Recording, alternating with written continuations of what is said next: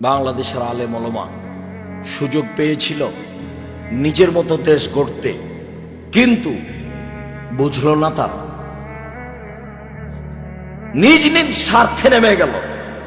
সবাই বসে, যারা মনে করে আমরা কোরআন হাদিস বুঝি, হানাফি হোক, শাফি হোক, মালিকি হোক, হাম্বলি হোক, যেই হোক না কেন, তারা যদি নিজ স্বার্থ ত্যাগ করে বাংলাদেশের মাটিতে পরামর্শের ভিত্তিতে নেতা নির্বাচন হবে, এই পদক্ষেপ যদি তারা হাতে নিত, তাহলে যারা গাদ্দারি করছে, করেছে, করবে, এরা সুযোগ পেত না। কিন্তু আমি আর আপনি তো সুযোগ নিলাম।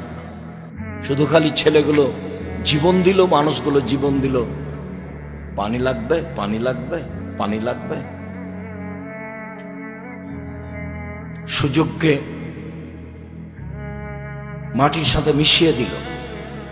সবাই নিজ নিজ স্বার্থ নিয়ে চলল ধর্মের নামে।